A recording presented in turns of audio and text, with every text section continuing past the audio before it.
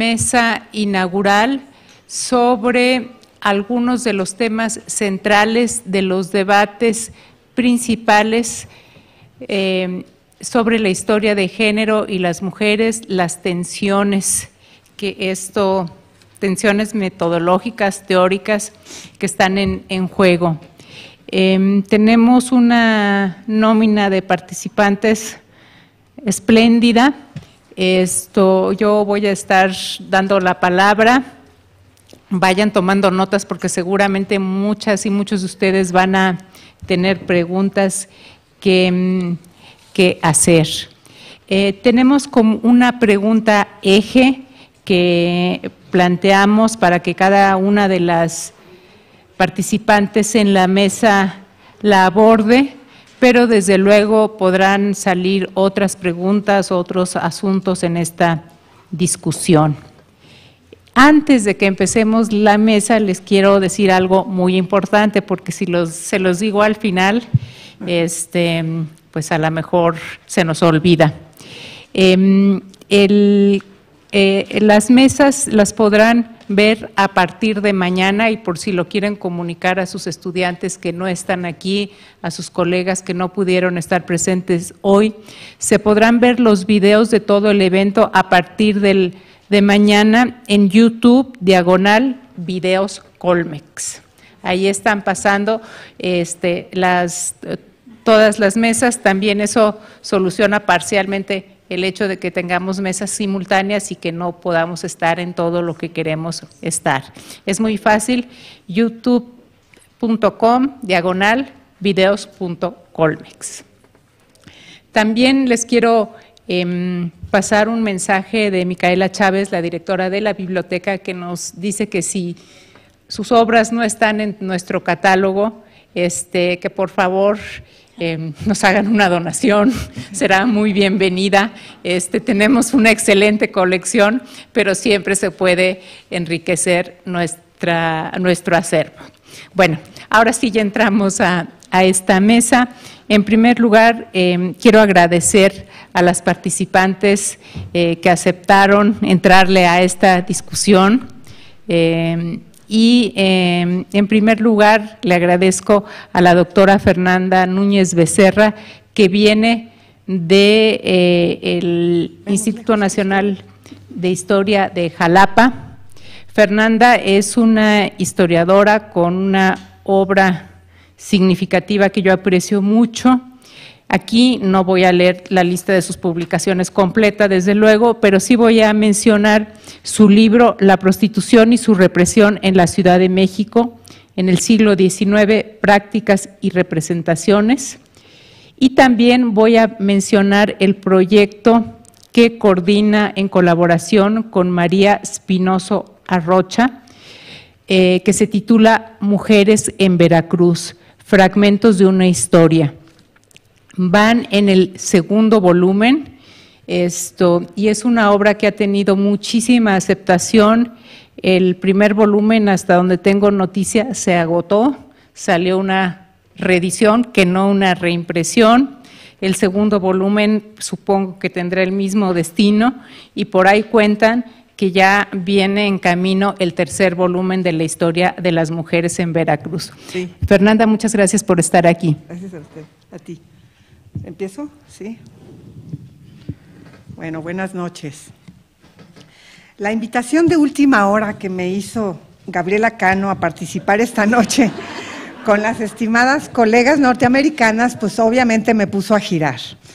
No solo por la premura del tiempo o porque me hubiera gustado preparar algo más reflexivo o más profundo, sino porque la pregunta que debía intentar contestar aquí frente a ustedes me la he planteado desde hace tiempo y no creo tener una respuesta precisa. A esta pregunta, ¿cómo dialoga y sobre todo con quién la historia de género y de las mujeres, o al menos la que yo hago, me dijo Gaby, y cómo ésta influye en las demás narrativas de la historia de México? Así que lo que hoy les puedo ofrecer son solo algunas ideas surgidas, obviamente, desde mi propia experiencia como mujer y como investigadora. Cuando escribí mi tesis de licenciatura sobre la Malinche, en 1982, o sea, me acabo de enterar que todavía no estaba ni el PM. Casi no había estudios históricos fuera del de la maestra Silvia Arrom, que tanto leí, en México sobre las mujeres. Y hoy, al contrario, las mujeres estamos, por decirlo de alguna manera, a la orden del día. El campo de nuestros análisis se ha ido extendiendo de manera exponencial hasta abarcar el de las identidades sexuales y la constitución de los géneros, tratando siempre de volver visible lo que hay detrás de los poderes y saberes que determinan esas categorías. En muchas universidades hay programas universitarios consagrados a ello, tenemos ya muchas revistas, libros especializados, y este tipo de coloquio que hoy nos reúne es la prueba de que la historia de las mujeres y del género han conquistado un lugar en la academia. Pero sin embargo, me parece que las que nos consagramos a la escritura de la historia de las mujeres en el pasado, seguimos siendo minoría y formamos parte de un gueto, o en el mejor de los casos, somos como un capítulo o el anexo de un libro, sin el cual el libro en cuestión no cambiaría nada.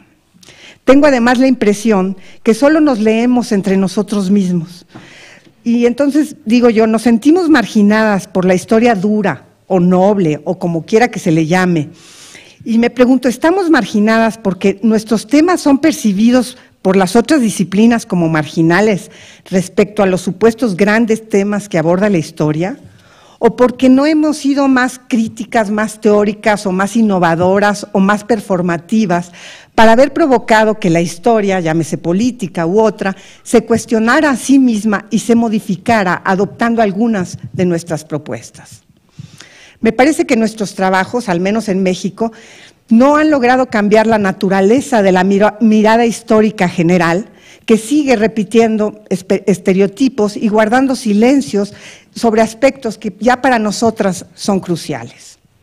Por otra parte, parece haber un consenso en creer que con solo agregar un capítulo sobre mujeres, elaborado por personas apenas ligadas a la práctica historiana, ya se cumple con lo políticamente correcto.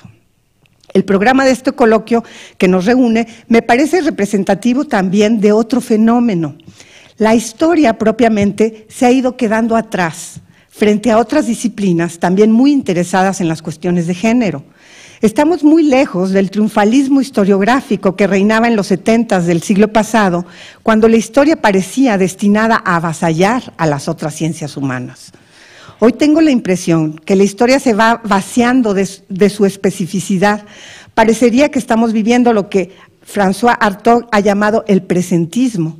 Parece que el interés por el pasado se ha ido alejando irremediablemente para las nuevas generaciones de intelectuales y que el futuro se ha vuelto inaccesible, difícilmente pensable. Este encuentro podría ser una pequeña ilustración de esa tendencia.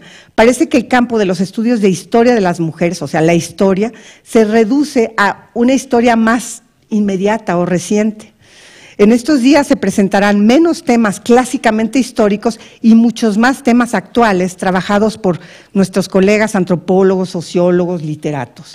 Así que podríamos preguntarnos si esta tendencia de una cultura global, mundial, que vive casi solo por el presente, el presentismo, no está provocando una cierta disolución del objeto mismo de la historia de las mujeres, así como de la historia en general.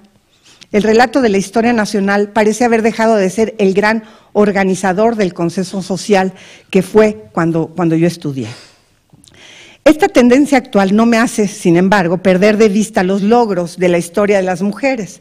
Me parece que las historiadoras de las mujeres, de los géneros, así como del feminismo, estamos tratando de escribir una historia mucho más incluyente y mucho más plural, y hemos ido introduciendo en nuestras propias narrativas eso que hace 30 años parecía imposible, es decir, la historicidad de las tensiones entre hombres y mujeres en cada época, lo que permitiría, o por lo menos creo yo debería ayudar a romper la univocidad de la historia política y a desestructurar la fijeza de esas narrativas, como les llama Gaby Cano, que siguen invisibilizando en su registro tanto a las mujeres como a los otros sujetos sociales.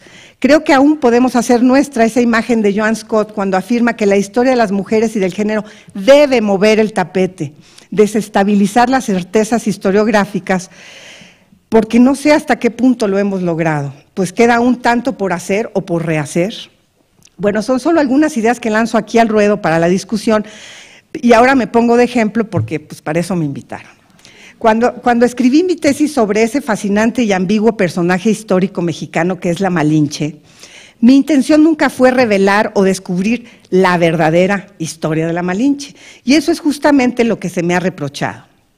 La importancia simbólica del personaje era tal que la Malinche se escapaba siempre a los historiadores y cada quien se sentía con derecho de hurgar en los escasos textos producidos siempre desde el campo colonial hispano, que han sido usados sin mucha precaución metodológica para escribir sobre el papel no solo de la Malinche, sino también, y eso me parece más grave, la totalidad de la verdad de las mujeres prehispánicas. Desde un cuestionamiento historiográfico, pretendí mostrar cómo su imagen, o más bien sus imágenes, fueron utilizadas a través de los siglos respondiendo a las necesidades discursivas propias de cada época y no solo a las nuestras, y por lo tanto no importaba tanto decir la verdadera Malinche, sino mostrar a través de sus reconstrucciones discursivas la suerte de las mujeres y particularmente de las mujeres indígenas. A pesar de que mi tesis gustó mucho y se fue directamente a publicaciones, se quedó ahí archivada 10 años. Supe después, por buenas fuentes, que no todo se debió a que trataba de mujeres, como en aquella época decían, es que trata de mujeres, o a la lentitud burocrática de mi propia institución, sino que mi intento por plantear un análisis de arqueología discursiva no había sido del agrado de los defensores de la doxa. Escribí mi Malinche contra una cierta historia oficial que solo privilegiaba la gesta oficial de los vencedores desde un positivismo muy cerrado, contra una antropología, una cierta antropología que había convertido a esa indígena en heroína solo hasta que le hizo perder sus atributos indígenas, y contra la misoginia ambiental tradicional mexicana que por ser mujer se le había permitido entrar a la historia únicamente como la amante de, como la ayudante, como la lengua, como la traidora, como la vendepatrias, la primera católica o la madre del primer mexicano. La tesis era sencilla. Quise demostrar cómo un segundo en la historia real de la historia nacional había provocado ríos de tinta al correr el tiempo, y de ahí el subtítulo de la historia al mito. Y que a pesar de tanta tinta derramada, poco es lo que sabemos hoy con certeza acerca de la vida y acciones de esa mujer remarcable en tantos aspectos.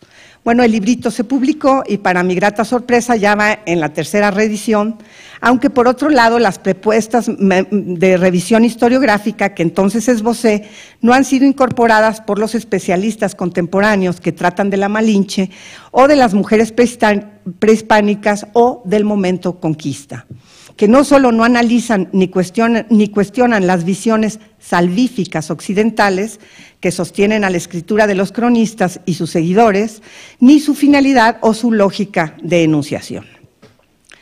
Bueno, recientemente pudimos constatar otro fenómeno curioso gracias a los festejos de los bicentenarios. El descubrimiento que muchas historiadoras hicimos del actuar, de las mañas, de las argucias que tantas mujeres remarcables tuvieron que desplegar en su participación en el escenario de las guerras, masculino por excelencia, no cambió para nada, me parece, las narrativas tradicionales. A pesar de su intrepidez o de lo audaz de sus propuestas, que podrían enriquecer el conocimiento de lo político, ellas no logran aún producir sentido. Y si bien fuimos invitadas a coloquios, íbamos siempre individualmente, no en mesas específicas de reflexión sobre las prácticas de género en las guerras de independencia o de la revolución. Solamente le añadíamos como un poco de sal y pimienta, digo yo, a una retórica de la historia patria ya conocida. Porque finalmente de lo que se trató era de revisitarla para repintarla, resanando las heridas que el desgaste del tiempo le había infligido. Por eso yo agradecí mucho la mesa que hicimos sobre ese tema, pero fue, creo, la única. Para regresar al objetivo de esta mesa, podemos decir que nos sucedió lo mismo que a las protagonistas de las propias guerras, que fueron aplaudidas por sus contemporáneos en los momentos en los que se les necesitó, pero luego fueron conminadas a volver al hogar sin rechistar, y solo muy pocas excepciones pudieron compartir las glorias de la posteridad. Entonces estuvo en juego el vedarles su entrada a lo público y a la ciudadanía plena. Pero ¿y ahora?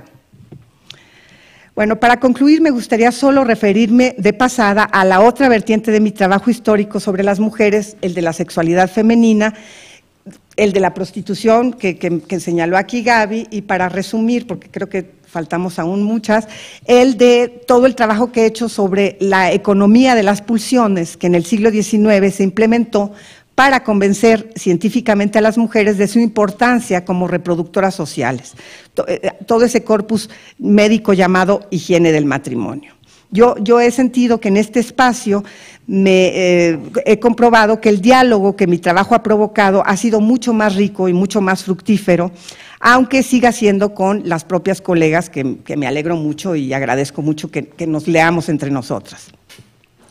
Últimamente he tenido la suerte de poder coordinar junto con mi colega Rosa María Espinoso los 3 volúmenes de la obra que mencionó Gaby, Mujeres en Veracruz, Fragmentos de una historia. Ahí tenemos 40 artículos inéditos que tratan de desentrañar lo que fue ser mujer en ese estado a lo largo de la historia. Su éxito de veras ha sido rotundo y el primer volumen ya va en su segunda edición. Hemos sido testigos del gran interés suscitado por el tema entre un público no especializado. Sin embargo, nunca nos han invitado a hablar de ello en ningún centro académico en Veracruz, ni siquiera en la Facultad de Historia de la propia Universidad Veracruzana. Bueno, pero gracias a la publicación de esos volúmenes, participamos en la última edición de una Historia General de Veracruz, una obra que cuenta con más de 700 páginas, en la que nada más nos dieron 15 cuartillas, y me lo subrayaron, para hablar de un tema capital, me parecía a mí, la irrupción de las veracruzanas en el espacio público jarocho. Pero bueno, al menos ya 15 cuartillas ahí están, ¿no? Entonces yo, un poco para concluir, yo sentía que tal vez nuestra poca efectividad en la narrativa histórica dominante provenga de un efecto generacional, ya que en México en general los investigadores no nos jubilamos, por una vulgar cuestión económica, por lo que se siguen ocupando puestos de maestros, a veces formados bajo aquella doble vertiente que todos se han de acordar, ¿verdad?, el marxismo guadalupano, que si bien les permitió investigar sujetos históricos, jamás se cuestionaron ellos mismos como sujetos históricos productores de discursos. A mí me parece que este coloquio es la muestra. Las nuevas generaciones de investigadores, hombres y mujeres, heteros, homos y trans y de todos, tienden a considerar ya su identidad genérica en sus propias investigaciones, lo que es muy esperanzador para la narrativa nacional. Por eso soy optimista y estoy convencida de que llegará el día en el que podremos leer historias por fin postnacionales y postcoloniales, y podríamos añadir postmachistas. Gracias.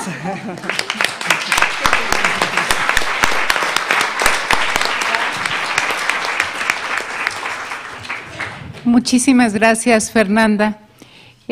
Hay asientos vacíos aquí adelante, y veo que hay muchas personas que están paradas allá en la parte de atrás de la sala.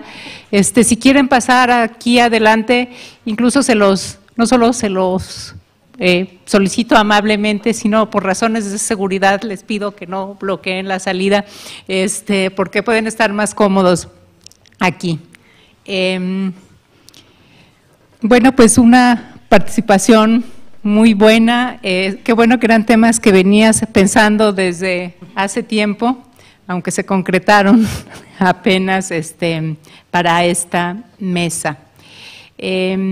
Enseguida le voy a pasar el micrófono a la profesora Mary Kay Bond, quien en muchos sentidos no necesitaría una presentación, dado que su obra es ampliamente conocida en México. Por las mujeres.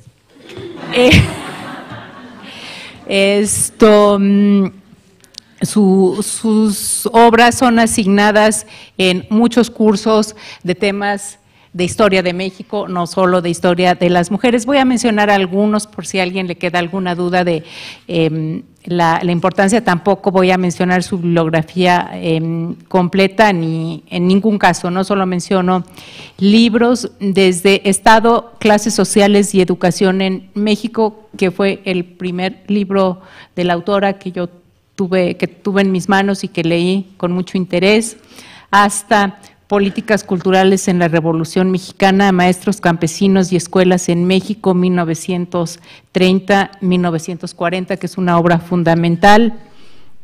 También quiero mencionar el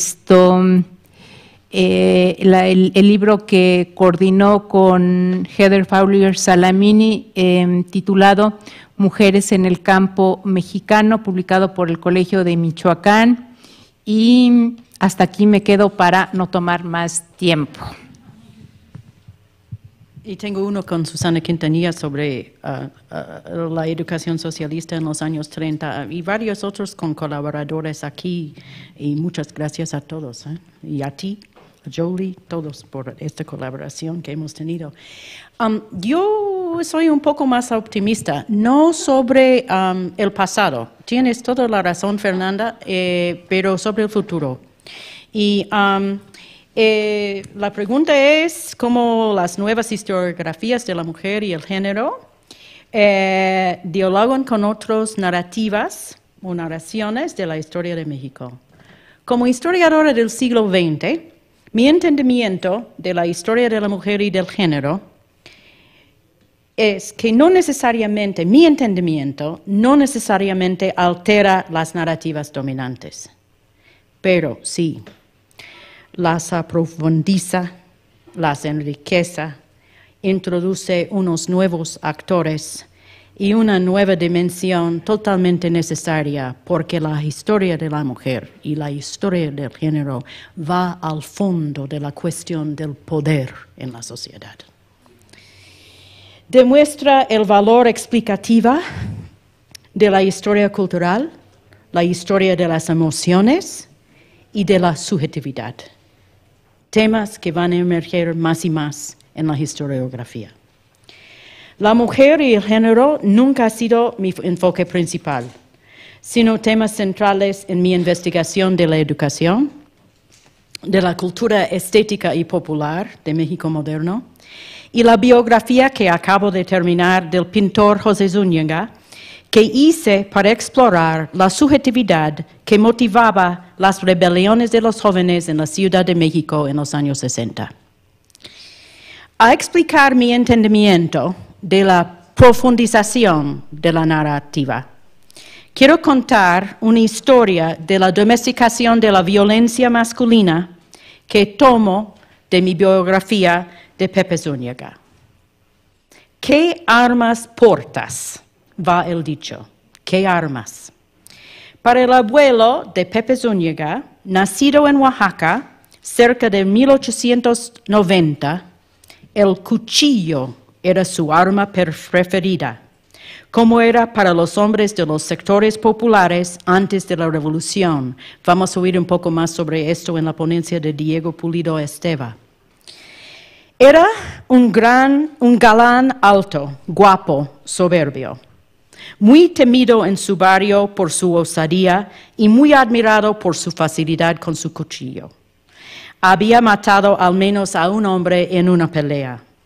El cuchillo usaba en defensa de su honor. Su honor no estaba invertido en su familia. Tuvo 5 hijos con Petrona Pérez en Oaxaca y los abandonó para disfrutar la vida y crear más familias en la ciudad de Orizaba. Su hijo, José Zúñiga Pérez, nació en Oaxaca en 1934. Emigró a la Ciudad de México en 1938 en búsqueda de una vida mejor para él y su pequeña familia. Escogió como armas unas tijeras que usaba a confeccionar trajes para hombres y mujeres en la gran ciudad. En este mundo, la sexualidad se hizo más atractivo por ser más oculta. Las películas y los anuncios que el hombre veía, los programas de radio que escuchaba, lo alentaba a asociar la sexualidad y la belleza masculina con la limpieza moderna, el buen trato y el sentimiento. Adoraba los boleros de Agustín Lara y María Luisa Landín. Usaba sus tijeras a apoyar a su familia. En su dominio patriarcal en la familia, mantenía una distancia emocional y era capaz de golpear a la mujer y a los hijos. Su hijo Chucho, nacido en 1933, escogió como adolescente para sus armas los guantes de boxeo como armas porque se creía en la época que el deporte organizado moderaría la violencia masculina. Pepe Zúñiga, nacido en 1937, adoptó como sus armas unos pinceles con las cuales creaba pinturas que expresan una sexualidad de afecto y de intimidad, y que son neutrales en su representación de género o más tarde explícitamente gay. Él aprecia su individualidad y don creativo, fortalecidos por su participación en la cultura rebelde de jóvenes de los años 60. En su madurez, creó una familia no convencional de hombres que le da solidaridad y libertad. Hoy día estamos muy conscientes de la persistencia de la violencia en esta sociedad y en esta cultura. Sin embargo, la domesticación de la violencia notada en los hombres Zúñiga obedece a procesos socioeconómicos, culturales y políticos identificables que los historiadores deben tomar en cuenta. En describirlos, estoy citando mucha investigación hecha por mujeres, por hombres que enfocan en cuestiones de género y de mujeres, y que enfocan en cuestiones de la familia.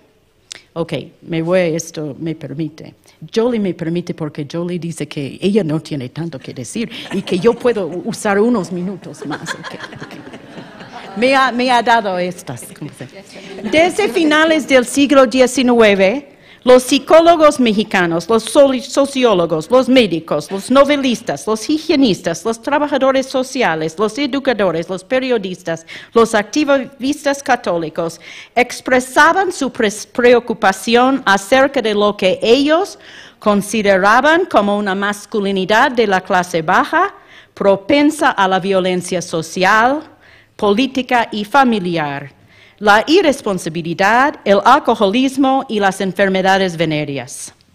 Si en el Porfiriato los criminólogos consideraban esta condición como un producto de degeneración biológica y un sórdido entorno de la pobreza que debía ser aislada del resto de la sociedad, el Estado postrevolucionario enfocó su política social en la reforma y la integración, en la salud y la educación de este hombre y sus hijos. Desde 1938, cuando una buena parte del mundo entró en un intenso y devastador periodo de guerra, México comenzó un prolongado periodo de desmilitarización, de paz social y de crecimiento económico. Las pugnas abiertas y violentas de clase y de religión calmaron. Tales antagonismos, sobre todo de los trabajadores, habían posicionado a los trabajadores organizados para obtener una considerable mejoría material en sus vidas. Después de 1940, las posibilidades de un empleo legal y protegido crecieron en las ciudades. En 1946, el PRI abolió su sector militar. El modelo económico fordista, que dominó toda esta época de la economía en México, está basado en la formación de la familia nuclear, del padre que ganaba un salario para sostener a su esposa y sus hijos y para consumir los nuevos bienes fabricados. Entre 1920 y 70, México tomaba parte en un amplio proceso de alza de las tasas de matrimonio en los países grandes latinoamericanos. La crítica aumentó contra la violencia doméstica masculina, que había sido considerado como normal y aceptado. La adopción cada vez más se enfocó en la formación de una familia afectiva. Las condiciones sociofísicas de la vida cotidiana mejoraron para muchos en la Ciudad de México y así facilitaron la vida familiar. Aunque los Zúñiga ocupaban un departamento pequeño y oscuro en una vecindad en la colonia Guerrero, su acceso al agua corriente, a la electricidad, un baño, drenaje, una cocina propia y la recolección de la basura contrastaba auguramente con la casi completa ausencia de estos servicios en los barrios pobres en el Porfiriato. Debemos tomar en consideración estas cosas. En los años 50, las posibilidades de consumo incrementaron y como Susana Sosensky nota en su ponencia, los anuncios enfocaban en la familia y en el padre como proveedor de los bienes que crearían la felicidad familiar. En los años 50 y a principios de los 60, Oscar Lewis, en su libro Los hijos de Sánchez, articuló las nuevas tendencias en la psicología y el desarrollo de la personalidad en su enfoque antropológico sobre el maltrato emocional del padre Jesús Sánchez hacia sus niños. Esto era muy importante en el análisis, el abuso emocional del padre. Octavio Paz, en su libro El laberinto de la soledad, caracterizó al hombre mexicano como encerrado en su inseguridad, propenso a incontrolables erupciones de violencia, no suficientemente emocionalmente maduro para participar en la civilización universal. En estos análisis, estos intelectuales participaban en un proyecto multifacético, moral y social en marcha. Pepe Zúñiga, nacido en 1937, se educó en la Ciudad de México, con mensajes criticando la violencia física y promoviendo los derechos de los niños, no únicamente al sustento, sino al desarrollo personal, a través del cuidado afectivo, la disciplina, el juego, el deporte, la escuela y el consumo. Algunos de los mensajes venían de la escuela, de los programas de radio, piensen Cri-Cri, pero sobre todo de cine. En los años 40 y 50, los niños de la Ciudad de México acudían a los matinés a ver más y más cine hecho para niños o presentando a niños. Ellos crearon un público de sentimientos en formación. Golpeaban con sus pies en el piso a animar a Flash Gordon en sus luchas contra el malvado emperador Ming de la planeta Mongo. Pepe y sus amigos sollozaban cuando murió la madre de Chachita y la niñita de 7 años, tan triste y sola y llorando, tenía que bailar y cantar en el festival de la escuela. Sufrían el enorme dolor y tragedia de Pedro Infante, Pepe el Toro, cuando rescató a su bebé muerto de un incendio. ¡Qué amor tierno de un padre!, pensaba Pepe. Pedro Infante representaba una transición en la masculinidad mexicana para muchos niños.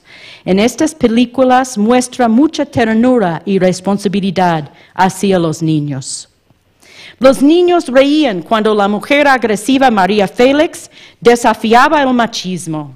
Aunque la historia inevitablemente terminaba con la subordinación de la mujer a la autoridad patriarcal, los niños identificaban con su rebelión porque, según Pepe, han sufrido, igual que sus madres, los golpes de sus padres. El cine de Hollywood marcó la masculinidad adolescente de Pepe. Películas de jóvenes atrapados en la turbulencia afectiva, luchando para expresar sus sentimientos internos. Estas películas, Rebeldes en Causa, Este del Paraíso, Té y Simpatía, criticaron a los padres o los hombres adultos distantes, cerrados, fríos, totalmente sin la inteligencia emocional a entender a sus niños. Los jóvenes en este cine resolvían sus conflictos en una tierna solidaridad mutua. La ternura, la palabra que Gustavo Sáenz escoge para el despertar emocional y sometimiento de su salvaje héroe delincuente, el compadre Lobo, parece un sentimiento que está surgiendo entre un sector fuerte de los jóvenes en la Ciudad de México, finales de los años 50.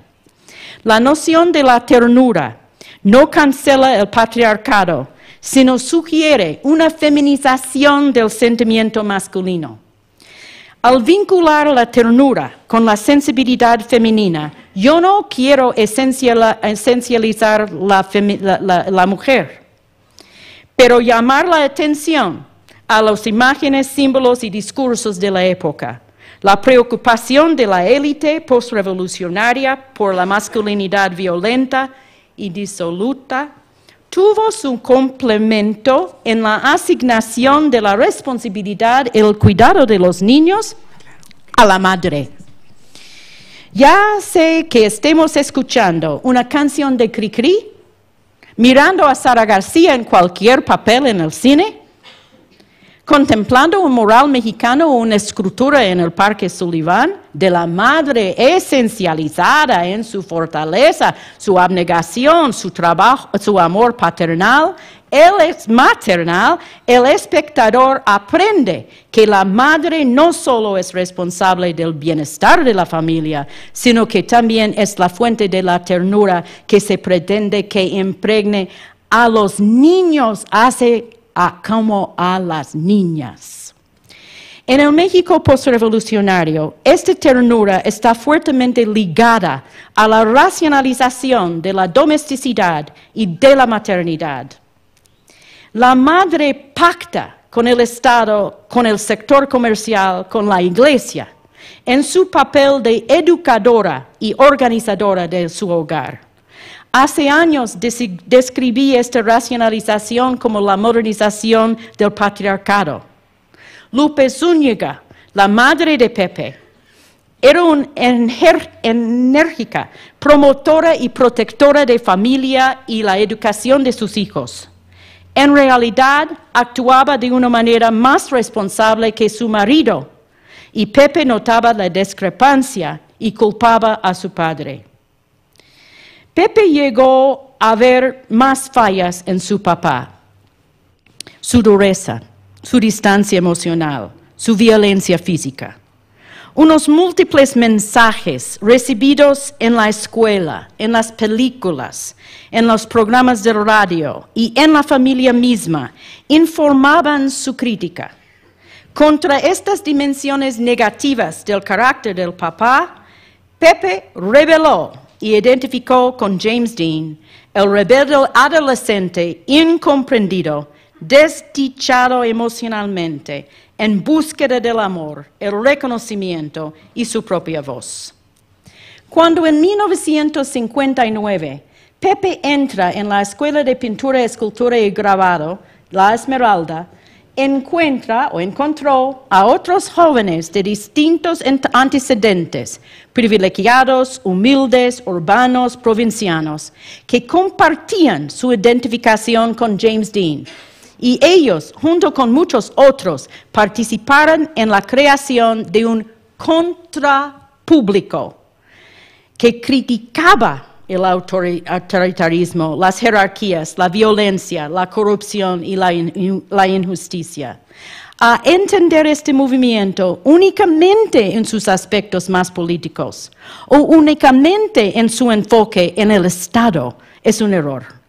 Animando el movimiento amplio es una subjetividad moderna, un paso en la individuación, una noción de derechos personales no enfocados exclusivamente en los beneficios materiales, una noción que une los derechos privados con los derechos públicos, derechos diferentes de los derechos colectivos de la Constitución de 1917, más ligado a los derechos civiles del movimiento católico, pero sin la represión social y sexual del movimiento católico.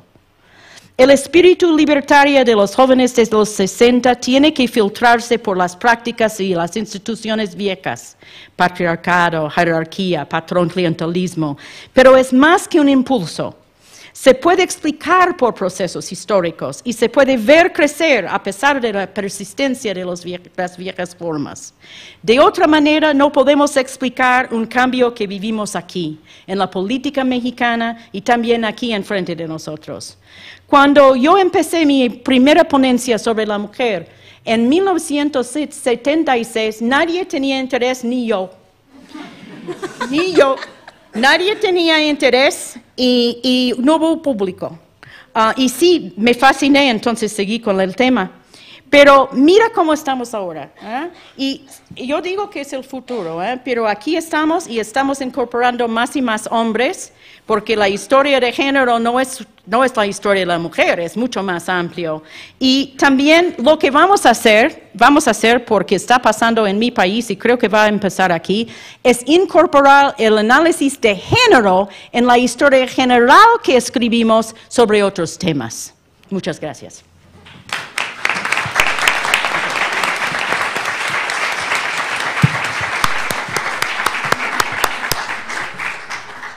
Muchas gracias, Mary Kay. Nos presentaste un adelanto de una obra inédita que muchas de nosotras estamos ansiosas por conocer, y con esto creo que enriquecemos esta discusión. Yo en lo particular oscilo entre el optimismo de Mary Kay, que refiere a algunas de las ponencias de los participantes más jóvenes, pero también conozco nuestra realidad y también entiendo lo que dice Fernanda sobre cómo nos cuesta trabajo atraer a colegas a las historias que a nosotras nos interesa contar. Quiero mencionar que es una satisfacción el que, aparte de las historiadoras y los historiadores que están en el programa, que tenemos asistentes, que tenemos entre el público asistente a destacadas historiadoras, que no se han dedicado algunas exclusivamente al tema de género y mujeres, algunas sí, pero que vinieron aquí por el interés en el tema. Les agradezco mucho su presencia. Quizás se me va algún nombre porque a veces uno lee los libros de las colegas y no las identifica personalmente. Si hay alguien más aquí que no menciono, no es porque no quiera mencionarla, sino porque no relaciono su cara con su obra. Les agradezco su presencia a las doctoras Josefina MacGregor, a Silvia Arrom, Susana Quintanilla, Mila Davasant, María Elena Martínez. Me alegra mucho que hayan venido pues a enriquecer esta discusión. Enseguida Susi Porter va a tomar la palabra. Susi, perdón, es que ya me puse nerviosa y ya le quiero pasar el micrófono, y ella tiene uno y yo no le he presentado. Susi es profesora en la Universidad de Utah y su libro, les voy a decir el título en español. Su libro, Mujeres y Trabajo en la Ciudad de México, Condiciones Materiales y Discursos Políticos. Es uno de los libros que veo citado con más frecuencia en mis clases. Cuando comenté entre mis estudiantes, yo doy una clase de historia de género, que la profesora Porter iba a estar aquí, se pusieron muy contentos porque es una obra que circula ampliamente, que se lee, que se cita, y pues creo que somos muchas quienes estamos muy contentas de escuchar a Susi. Gracias. Ahora yo soy la nerviosa.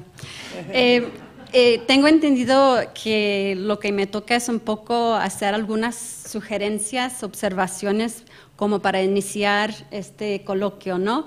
Entonces, ofrezco mis observaciones con la intención de sugerir lo que ofrece la historia de las mujeres y de género a la narrativa de la historia mexicana. Y Comencé pensando en cómo ligar la historia de las mujeres y de género con la historia más general. Y ahorita mismo en esta mesa creo que me estoy dando cuenta que más bien es un gesto separatista, que más bien es un poco enfatizar lo rico que tiene la historia de las mujeres y que si no lo notan, pues ellos pierden. Una cosa que quisiera enfatizar, comentando un poco sobre coloquios pasados y trabajos presentados en otros coloquios y un poco señalando ponencias que van a escuchar en estos días, quisiera enfatizar una cosa que me es interesante, que es una narrativa definida por los acontecimientos que dieron forma a la vida de las mujeres y contribuye a alterar cómo entendemos a los ritmos de la historia, por no decir periodización, a los temas, por no decir la valoración de la historia política, historia intelectual, etcétera, y a los usos de la historia, por no decir la sobreprofesionalización de los debates históricos. Y creo que aquí hago eco con las presentaciones anteriores. Me da la impresión de que por mucho tiempo la historiografía de México se ha girado en torno de debates sobre la formación de Estado, sea formación de instituciones, de política o formación de Estado por medio de prácticas culturales. Sin querer denigrar la importancia de tales debates por sus implicaciones políticas, creo que podría ser desde la perspectiva de la historia de las mujeres y de género que avanzamos a otros temas, a otros debates de interés. Uno sería una historia de cómo las mujeres, ellas mismas hayan construido la historia de México. Pienso, por ejemplo, en las repetidas referencias que las mujeres han hecho pasando los años, desde el siglo XIX, por los años 20, 30, 40, sobre la importancia, por ejemplo, de Sor Juana. Van construyendo otra historia, ¿no? Con otras personajes importantes. ¿Cómo se vería la historia de cómo las mujeres entendían o contribuyeron a crear su propia historia? Esta historia respondería a tales preguntas como ¿cuáles son los espacios de la cultura femenina? ¿Cuáles eventos marcan esta historia y quiénes son los personajes de esta historia? Si la historia mexicana se ha enfocado en lo mexicano y la formación del Estado, ha existido toda una conversación sobre otros temas relacionados con identidad de género. Hubo una gran gama de espacios dentro de los cuales esta cultura floreció y que nos lleva a tomar en cuenta fuentes que hasta ahora no han sido aprovechados, como por ejemplo, refiero al trabajo de Fernanda Núñez Becerra y su estudio sobre el libro de visitantes a la Casa de Hidalgo. Con cada firma, las cuales daten de los años 1863 a 1899, cada dedicatoria y cada proclamación de adhesión, Núñez Becerra revela cómo las mujeres se insertaban en lo que volvió a ser un lieu de mémoire, lieu o lugar de la creación de la historia patria que hasta entonces no habíamos visto. Las mujeres definían el poder y creían paralelos entre el amor a la patria, la religión y la familia, y su orgullo nacional se entretejía con orgullo por los avances de las mujeres en la educación. Entonces es toda una historia intelectual que creo que nos queda por explorar, ¿no? Entonces dices que no te sale la respuesta a la pregunta, pero creo que sí ya te ha salido. Entonces nos queda investigar hasta qué punto tales conceptos de la nación, combinando una conciencia femenina de su propio lugar en la historia, fueron tierra fértil para futuras generaciones de mujeres en la formulación de demandas, por ejemplo, por mayores derechos de la participación política y social en generaciones posteriores. La historia de las mujeres puede también cambiar cómo conceptualizamos a la historia política. En la conformación de redes nacionales e internacionales de mujeres intelectuales comprometidas políticamente, como por ejemplo Belén de Zárraga, aprendemos de nuevos espacios de política y reconsideramos cómo se ha caracterizado a los políticos como por ejemplo Francisco I. Madero. María Teresa Fernández Aceves, en su conferencia del coloquio anterior relató la vida de Belén Zárraga y su estancia en México. Zárraga no se identificaba como feminista en el sentido, y eso en las palabras de Zárraga, que las feministas enfatizaron el querer acceder a espacios masculinos, sino a ella le preocupó la liberación humana con el objetivo de la libertad de pensamiento.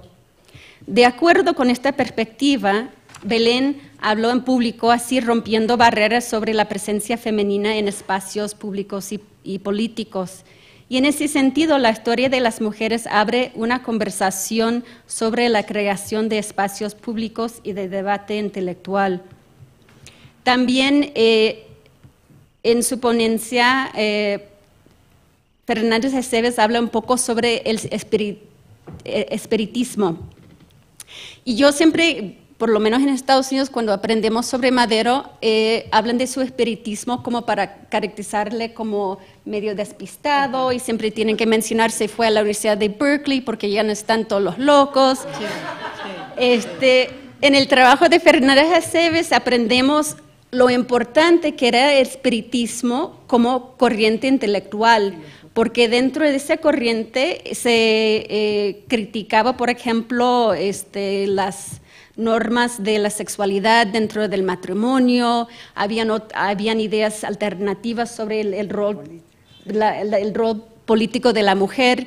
Entonces, todo eso que supuestamente es ejemplo de estar despistado, es parte de una corriente muy importante intelectual, y creo que eso viene de la perspectiva de la historia de las mujeres que valoramos lo que hizo, por ejemplo, esta Belén de Zárraga. Sí, el tiempo vuela, ¿no? Creo que en este coloquio vamos a escuchar otros ejemplos de donde las mujeres van construyendo cómo fue la historia. En las ponencias, por ejemplo, de Tania Cardoso sobre las guarderías, voy rápido aquí. También en la ponencia de Lucía Salazar García sobre las maestras poblanas. Salazar García las presenta a estas maestras como creadoras de conocimientos y transmisoras de ideas. Ellas resistían a las imposiciones de las autoridades y grupos poblanos en cuanto a lo que debieran de enseñar dentro de la escuela pública. Y eso vino de su formación profesional y su entendimiento de su posición como mujeres dentro de la sociedad. Y para no quitarle mucho a su ponencia, sugiero que lo escuchen. La otra sugerencia aquí para concluir. Creo que la inquietud de Fernanda acerca de el valor que tiene la historia dentro de la sociedad contemporánea. Creo que sí nos valdría la pena pensar en cuál es el propósito de las historias que contamos, como creo que comentó Marique en la mesa anterior. Una de las cosas que yo veo y pregunto como persona desde afuera, que muchas de las biografías históricas tienen un valor muy importante porque la libertad personal se encuentra en la imaginación de lo posible, y para mí la historia nos abre la puerta a esa posibilidad. Si yo veo a una mujer que tuvo éxito en enfrentando a dificultades, eso es como una liberación, ¿no? Entonces pienso, por ejemplo, en cómo la vida de Elena Arizmendi en el trabajo de Gabriela sirvió a generaciones posteriores como ejemplo. Habrá también una presentación en este coloquio sobre las mujeres en la escuela de ingeniería. Me pregunto cuáles son las cosas que más les preocupan a las mexicanas, a los mexicanos que piensan en estos temas estos días, ¿no? Si nos preocupa, por ejemplo, la cantidad de mujeres en las escuelas de ingeniería, esa historia que nos va a contar Susana Gutiérrez Portillo, Es muy importante porque nos enseña que sí, las mujeres estuvieron desde hace mucho tiempo. Entonces nos queda con la pregunta, ¿qué pasó? ¿No? Que no es que nunca estuvieron y que quizás hay una razón biológico o cultural por la cual las mujeres no estudian ingeniería, sino que hubo consecuencias históricas. Tanto por decir. Bueno, yo quiero concluir con eso, ¿no? Pensando uno en cuál es el propósito que tenemos en contar esa historia y quizás dialogar un poco más con lo que nos ocurre, nos es importante ahora, hoy en día, y también un poco resistir esa pregunta que yo siempre me propongo, que es cómo dialogamos con la historia más general de México. Gracias.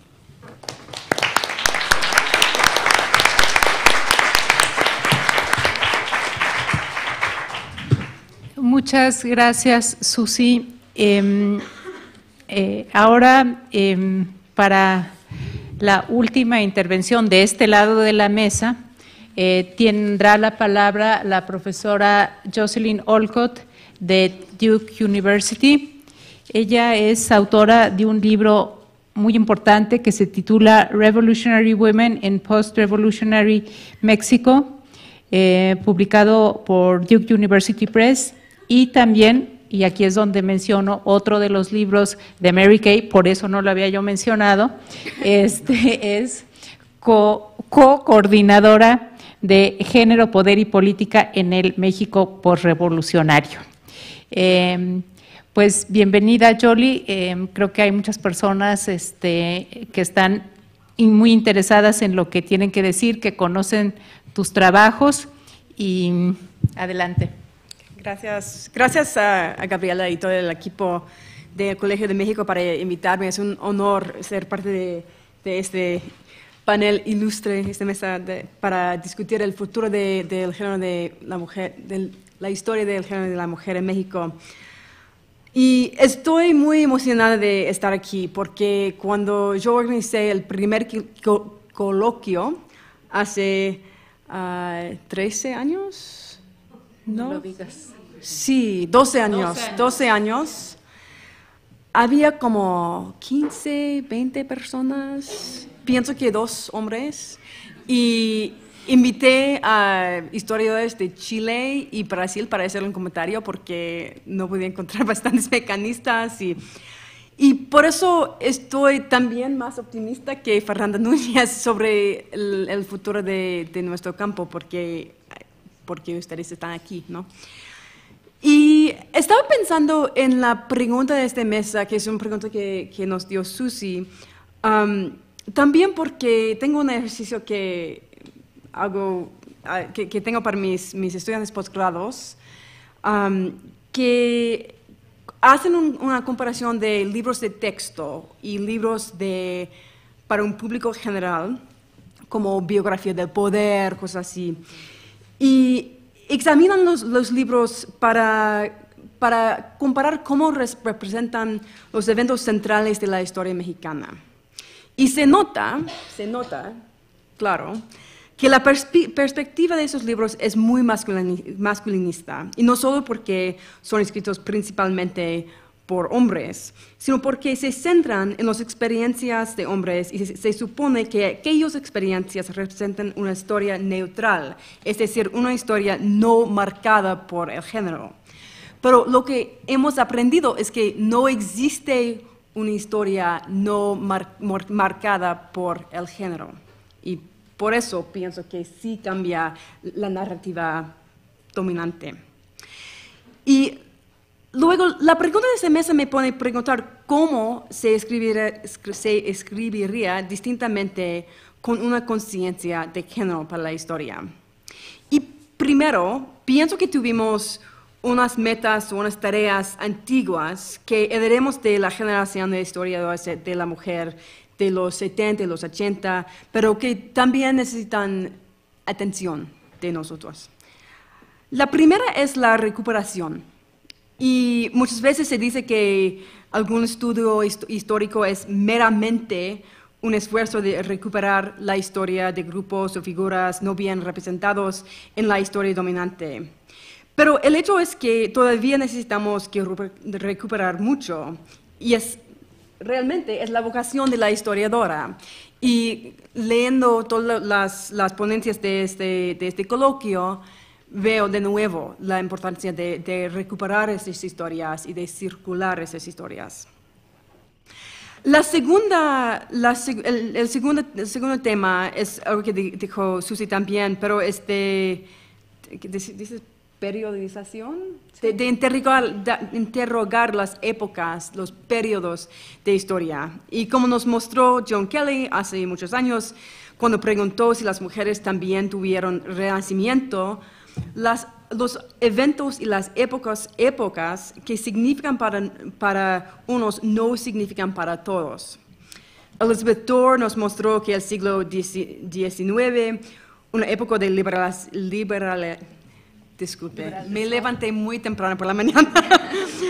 Una época de liberalización para muchos hombres fue para mujeres un paso adelante y 2 pasos atrás. Y mis investigaciones actuales me pregunto si la creación de CONAPO, del Consejo Nacional de Población, y los esfuerzos empezando en 1974 de controlar la población bajo presión del Banco Mundial, no fue tan importante para muchas mujeres como 1978, un evento histórico monumental, ¿no? Y también me pregunto sobre la liga entre la eliminación de elecciones primarias del Partido Revolucionario 2 años antes de dar el sufragio a la mujer, es decir, en anticipación del sufragio de la mujer. Y yo pienso que esas cosas, sí, para una narrativa general de México tenemos que considerar esos factores. El tercer tema es reconsiderar ideas recibidas, es decir, las grandes ideas de historia. Y como nos mostró Mary Kay Vaughan en su estudio de la modernidad patriarcal o modernización del patriarcado, tenemos que investigar como ideas supuestamente universales, liberalismo, modernidad, nacionalismo, que tienen aspectos genéricos también.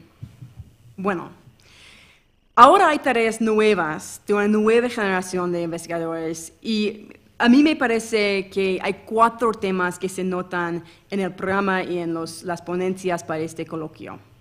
Hay muchos más, pero esos 4 a mí se notan. 4. Biografía, la nueva biografía, la sexualidad, el espacio y como un grupo medios y culturas populares. Primero, biografía. Esos no son las biografías del poder. Esos sí son las biografías del poder, pero no en el sentido kraussiano. Vemos un poder más sutil, más como el poder de Foucault o de Gramsci, con las contestaciones y negociaciones en todos los niveles y a todos los momentos. Además, la dicha biografía nueva nos da una oportunidad de recuperar historias perdidas, como dijo Susi. Aprendimos de estrategias de sobrevivir, de ganar la dignidad, la fama, desde una perspectiva distinta que los historiadores estándares de la vida mexicana. 2, el segundo, sexualidad. Es evidente en este programa que hay mucho interés en las historias de sexualidades, no tanto de identificaciones de sexualidad como ansiedades, legislaciones y otros esfuerzos para disciplinar a la sexualidad. Y me parece que todavía necesitamos, por ejemplo, un estudio de las leyes y las políticas anti-gay en México, algo como hizo Mauro Canaday en su libro reciente The Straight State, sobre esas leyes y políticos en los Estados Unidos. Es decir, que necesitamos una historia de la sexualidad más que la historia cultural, pero también una historia política y entender cómo la historia política mexicana es también una historia de sexualidad. Tercero, espacio. En las ponencias de este congreso tenemos espacios públicos, pero también sexualizados, espacios privados, pero también transnacionales, espacios domésticos, pero también económicos. Y me ponen a pensar que quizás las creencias populares o los entendimientos predominantes de los significados de los espacios que entendemos por la geografía social y cultural también necesitan historias. Es decir, necesitamos que historizar, ¿dices? Historizar. Gracias. Historizar esa idea de que los espacios tienen significados. Los significados no son esenciales, pero son históricos. Cuarto y último, medios de comunicación y culturas populares. Si pensamos en género como algo performativo, esos medios se hacen legibles las representaciones, aunque subviertan o reinscribieran los papeles genéricos anticipados. Crean comunidades afectivas, circulan las realizaciones de papeles como padre y madre, relaciones románticas y sexuales de todos tipos, relaciones laborales y sociales. Y colectivamente estos estudios sobre medios y sobre cultura popular, nos dejan repensar cómo se han desarrollado ideas de diferencia sexual en México sobre la duración larga y las contingencias de ideologías genéricas y diferencia sexual. Luego, yo soy muy optimista que estamos con toda la diversidad de las ponencias de este coloquio, que sí, tenemos un futuro y claro que tenemos que hacer más trabajo, pero bueno, todo.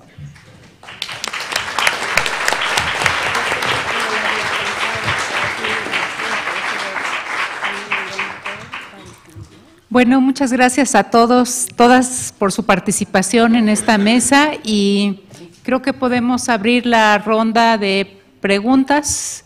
No sé si alguien más de aquí quiera hacer algún comentario, alguna pregunta o empezamos a tomar preguntas de aquel lado. Público. Conversación con el público. Franci. Yo solo quiero añadir un comentario porque de lo pesimista a recordar algo. Yo trabajo con un equipo de compañeros de Oaxaca desde hace 30 años y yo soy siempre la que tengo que hacer el capítulo de género. Entonces, con Fernanda también es un poco frustrante, ¿no? Saben que debe estar adentro, pero que lo haga Franci, ¿no? No ellos. Pero por otro lado, recuerdo a Mary Kay cuando hicimos la sesión, que la primera sesión sobre la mujer rural en 1990 en San Diego, que fue los mexicanistas, no me acuerdo. Quiero que sepan que no tuvimos salón, nos mandaron a una recámara. Y entonces había un escritorio allí, el ponente se ponía allí, la gente estaba lleno, estaban en el suelo, estaban sentados sobre la cama, estaban en el pasillo, no nos dieron ni un salón. Entonces, míranos, entonces yo soy muy optimista también. Les pido que antes de tomar la palabra, por favor, digan su nombre y su institución. Acabamos de escuchar a la profesora Franci Chazen de University of Kentucky. Enseguida, María Elena Martínez. Sí. Gracias. Yo estoy en la Universidad del Sur de California y soy colonialista, así es que estoy invadiendo el espacio de la gente que trabaja en la época moderna. Quizás porque mi trabajo se ha enfocado tanto en el discurso de la limpieza de sangre, me invitan a comentar en mesas, en congresos sobre la colonia, y lo que he visto en los últimos años es que los estudiantes, los proyectos que están saliendo, se enfocan mucho en raza, pero se ha vuelto aceptable no tratar el tema de género y sexualidad. Hay excepciones, pero esto es lo que estoy viendo, es que hay una tendencia ya no de integrar el análisis de género como se hacía quizás hace 10 años. Es una impresión. Entonces, mi impresión de los estudios de historia moderna mexicana es que hay un gran énfasis, en género, por lo menos aquí, entonces quizás no sea válida la generalización, pero entonces yo me pregunto, ¿Es cierta esta distinción que estoy haciendo? Y otra pregunta sería, ¿cómo dialoga la historia de género y de mujeres en el México moderno con el estudio crítico de raza? ¿Dónde está? Porque no lo he visto mucho ahora en la conversación.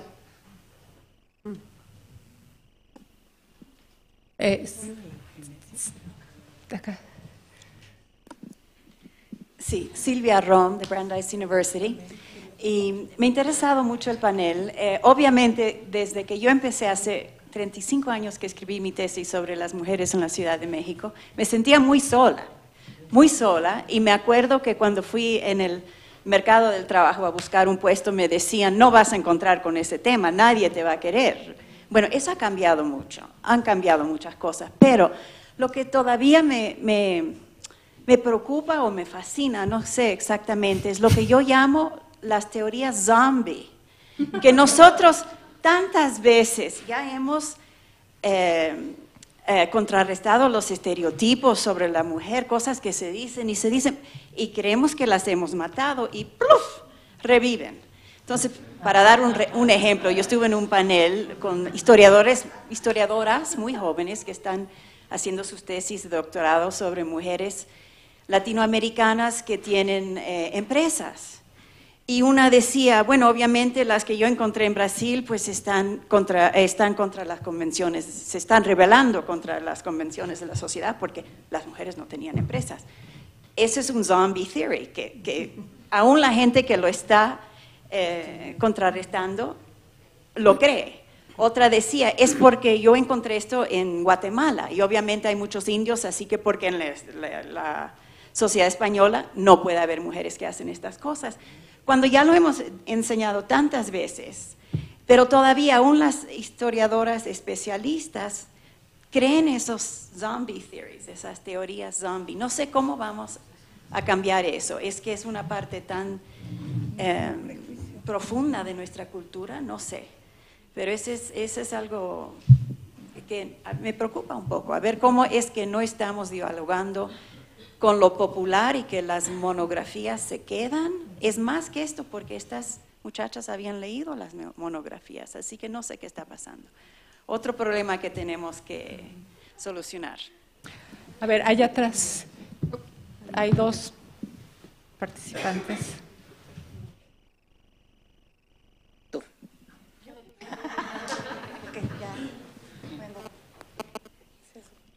Porque la señora manda, ¿verdad? Siguiendo, bueno, primero me presento. Juana Moriel Payne de la Universidad de Texas en El Paso, estudiante graduada, doctorado. Pero siguiendo un poco lo que mencionaba la doctora María Elena Martínez y un poco lo que conversé esta mañana con la doctora Cano, yo que estoy también interesada en la colonia, tengo este conflicto de que, bueno, he tomado cursos sobre género y de la historia de la mujer, siglo XX, y por eso estoy aquí también para presentar una investigación que hice. Pero yo siento que cuando escucho y estudio la historia de la mujer latinoamericana o mexicana en el siglo XX, hay como que la colonial ya no existe, como que se murió, como que no sé dónde está. Entonces, mi pregunta es de qué forma los estudios de género actuales pueden también contribuir o ayudar a estudiantes como yo, que estoy tratando y quiero tratar de integrar ese estudio en mi disertación. Y hay veces que uno no sabe, a veces siento que la mujer del tiempo colonial es como un fantasma, como algo etéreo que uno no logra tomar en la mano. Soy Aaron Wagner, también de la Universidad de Texas en El Paso. Doctora Olkar había mencionado algo de una actividad de comparación de libros de texto. Y también hemos hablado de, pues, estamos hablando solamente a nosotros mismos. En Texas hemos tenido como una gran discusión sobre los libros de texto en las escuelas, porque aunque en el nivel universitario estamos hablando de género, estamos hablando de la historia, estamos pues intentando de hacerlo bien, pero lo político en el gobierno estatal domina lo que está pasando en las escuelas. Entonces, yo les quiero recordar que una parte importante del proyecto feminista es la participación política, y creo que es lo que nos hace falta.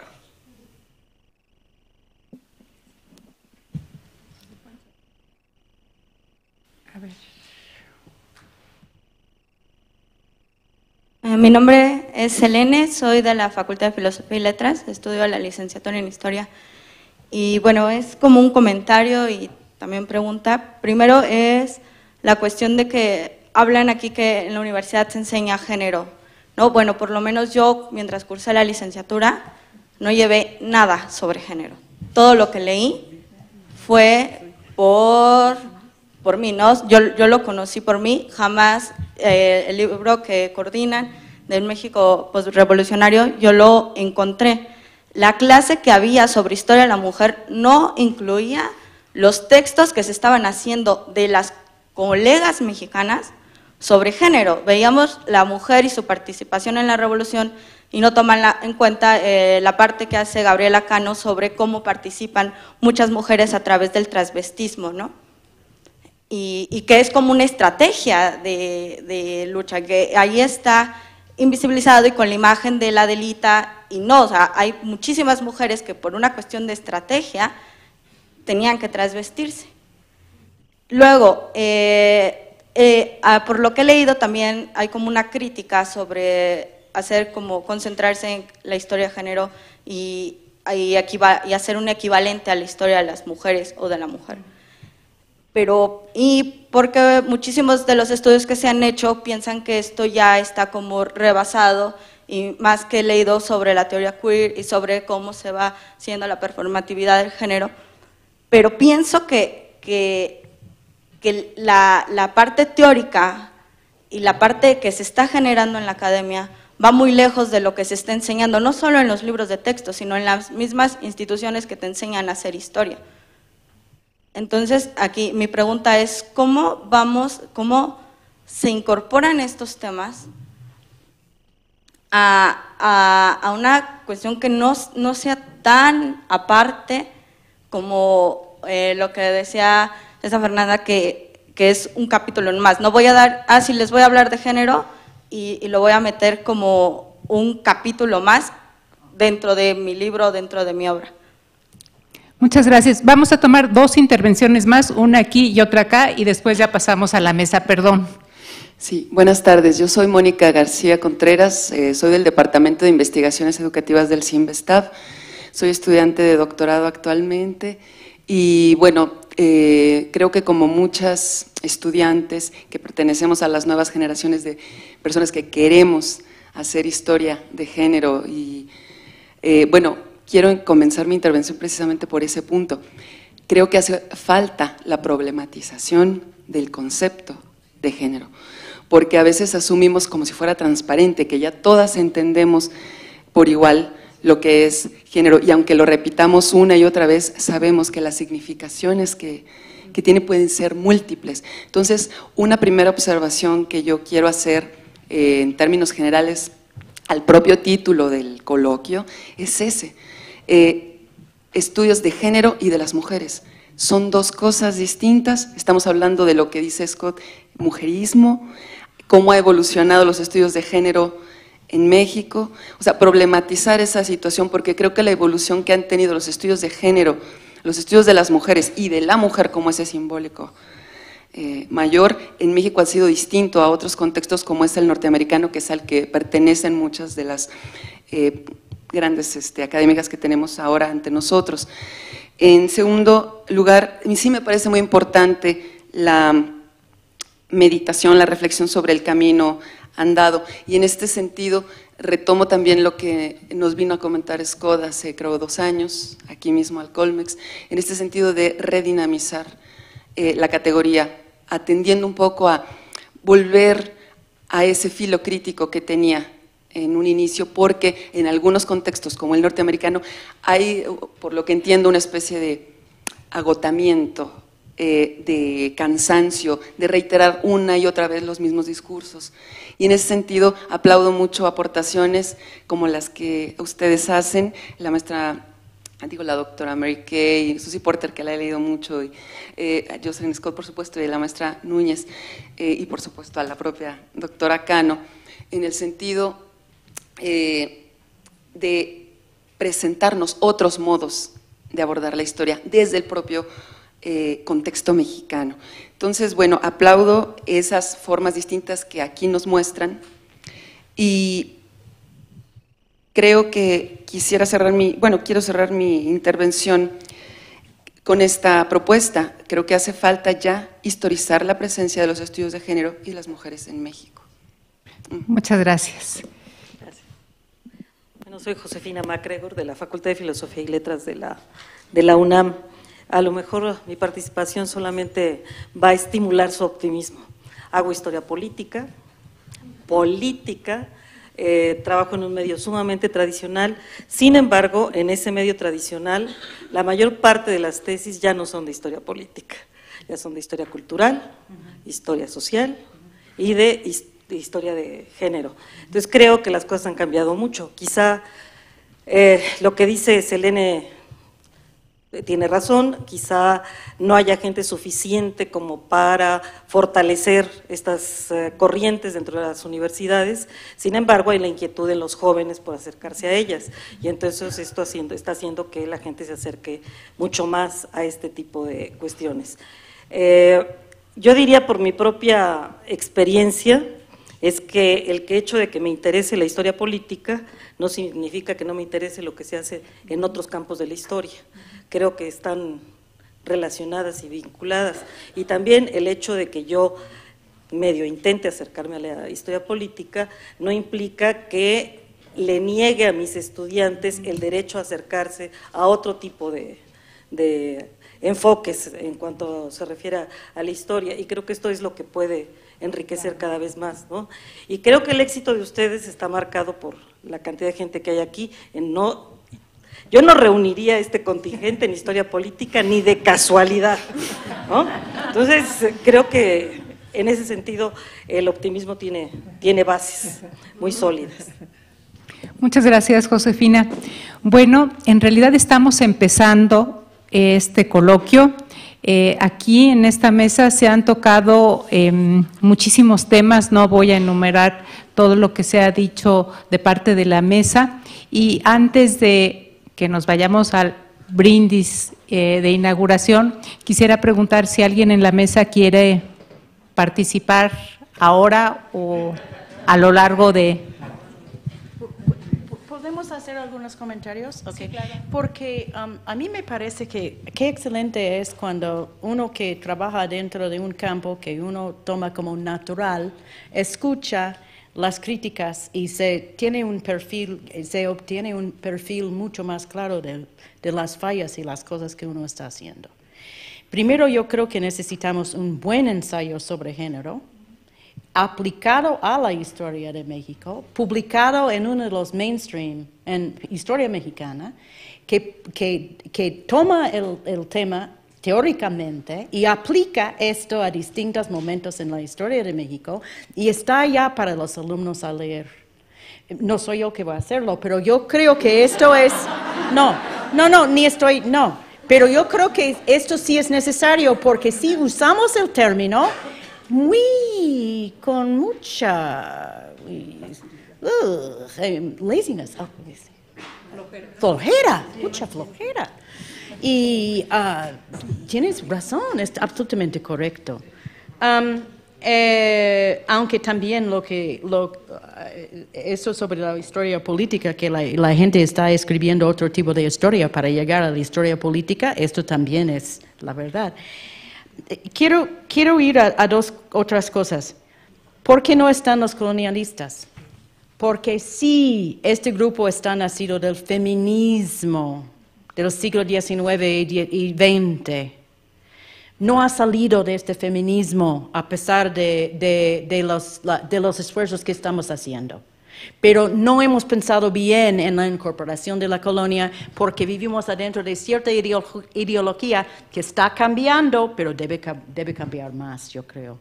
Y otro comentario, María Elena, ¿estás diciendo que la cuestión de sexualidad y género ya no está tomado muy en serio por gente que están tratando raza? No se está incorporando tanto ahora. Sí. En los nuevos proyectos que estoy viendo. Yeah, Ese es el punto, ese es el punto. Perfecto. Okay. Y yo estaba pensando, y en todo lo que hemos hecho, por ejemplo, sobre cuestiones de mestizaje, y integración nacional en el siglo XX, mucho de esto va directamente a la cuestión de género y sexualidad. Si piensas en Alejandra Stern y su trabajo, o en muchas de las otras cosas que hemos hecho sobre educación, y tenemos entre nosotros historiadores de ciencia que toman el tema de género también.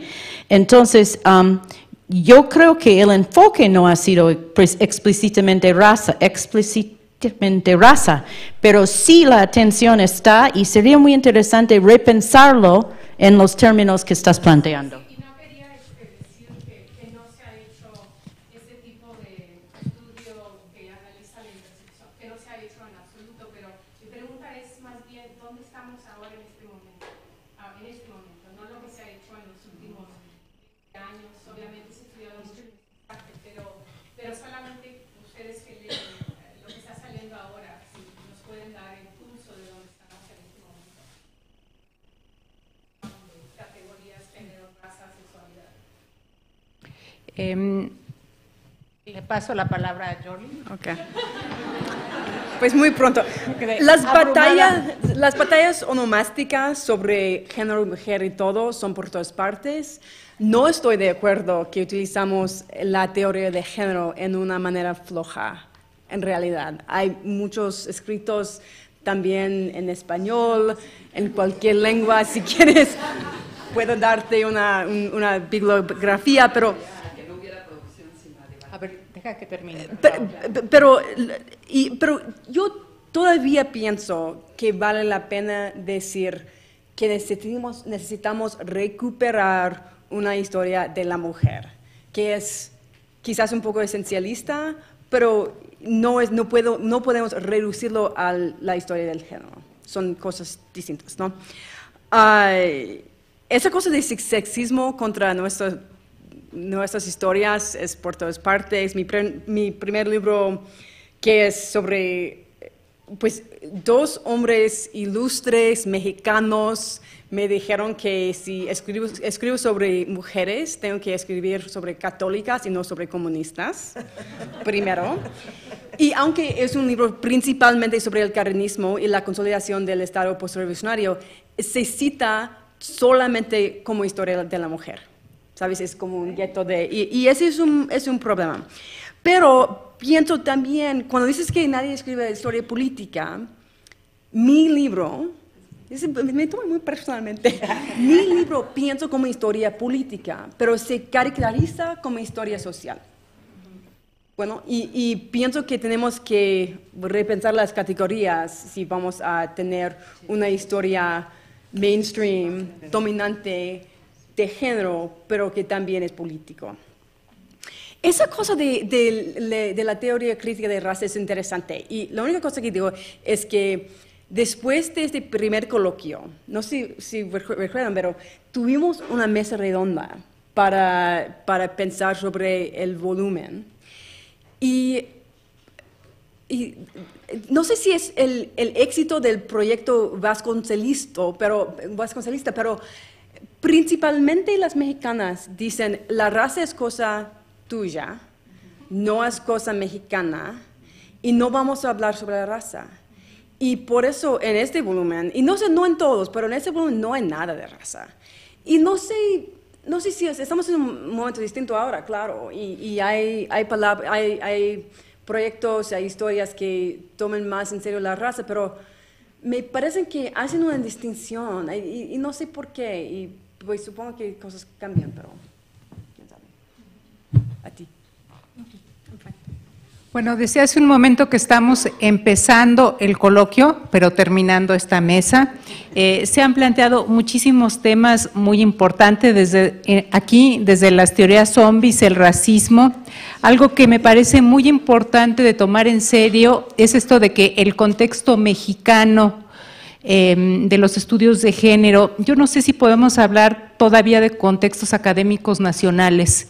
Creo que vivimos una comunicación, un intercambio constante, que sí las instituciones están marcadas por una serie de parámetros en nuestros países, pero que es algo que tenemos que discutir y pensarlo más. Yo prefiero pensar en esto como un contexto transnacional del que participamos en México y en Estados Unidos estudiando a México. Pero y otros temas los podemos discutir, voy a decir primero algo que sonará absurdo, el viernes a las 9 de la mañana porque empezamos más temprano, y mañana jueves que empezamos a las 10, pero no se les olvide que el viernes vamos a empezar desde las 9 de la mañana. No voy a alargar esta sesión porque en el salón de al lado nos está esperando un brindis.